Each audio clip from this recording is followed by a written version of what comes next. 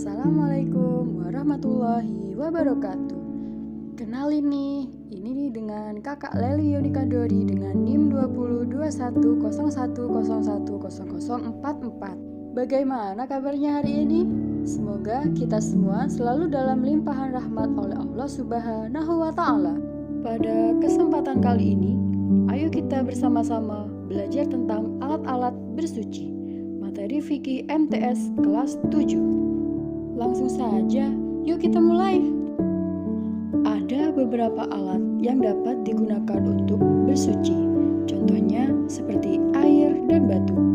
Namun, alat tersebut tidak semuanya dapat digunakan untuk bersuci, melainkan ada beberapa kriteria yang harus kita pahami.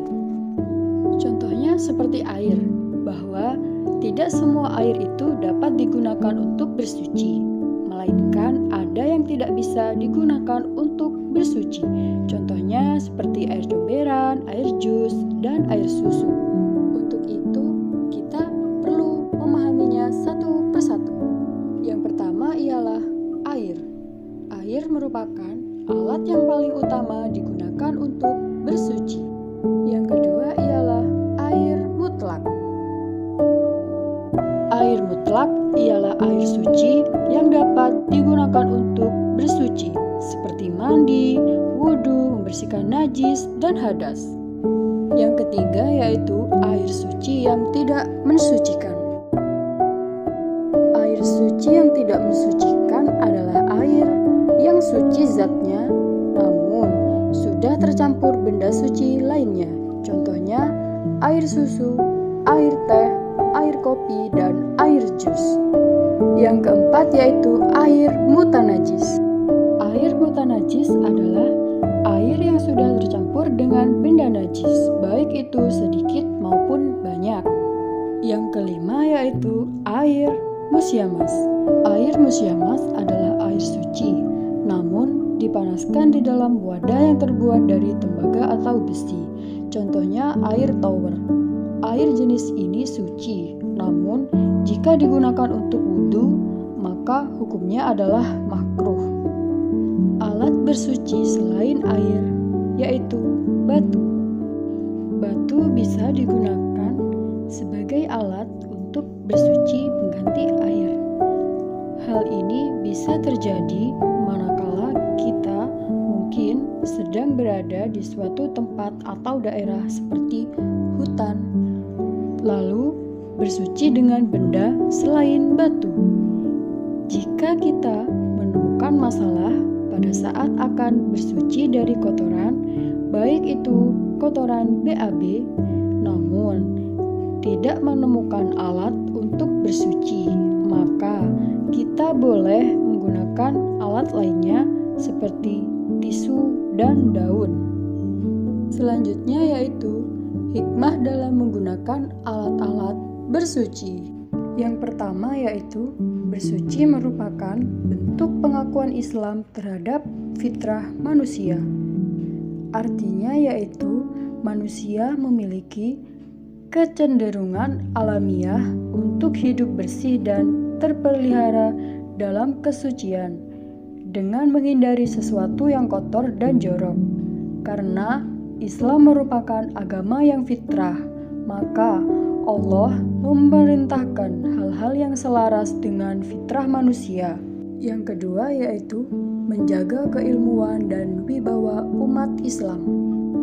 Orang yang kotor dan berbau busuk akan membuat orang lain tidak nyaman dan menjauhinya.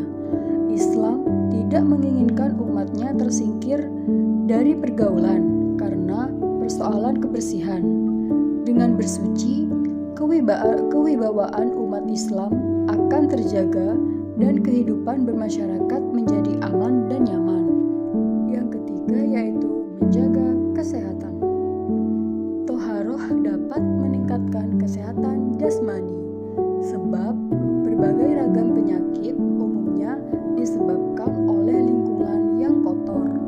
Yang keempat yaitu menyiapkan diri dalam kondisi yang baik ketika menghadap Allah Subhanahu wa Ta'ala. Dalam dalil yang telah disebut sebelumnya, Allah menyukai hal-hal yang suci.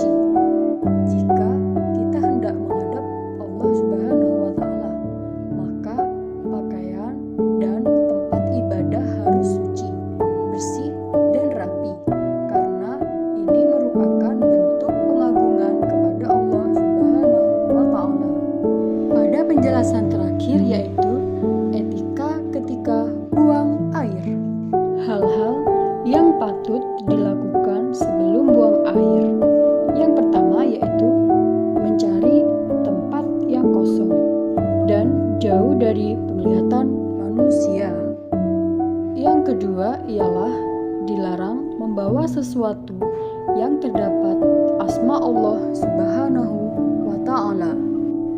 Yang ketiga yaitu bila masuk ke kamar mandi atau WC, hendaknya mendahulukan kaki kiri seraya berdoa, Bismillahi Allahumma inni a'udzubika minal hubusi wal khaba'its.